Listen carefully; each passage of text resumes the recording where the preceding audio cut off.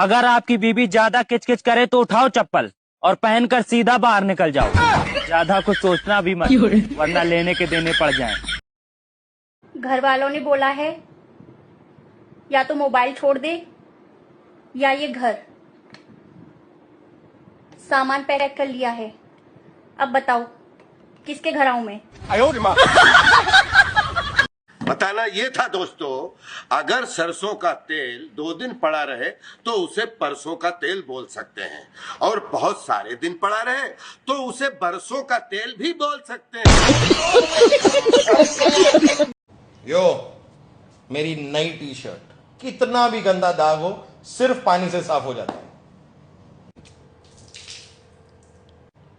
दिखाओ।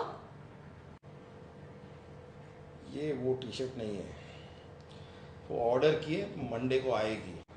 हे प्रभु, हे प्रभु, हे हरिनाम कृष्ण जगन्नाथ प्रेमानंद। ये क्या हुआ? गलाव से पानी आ गया।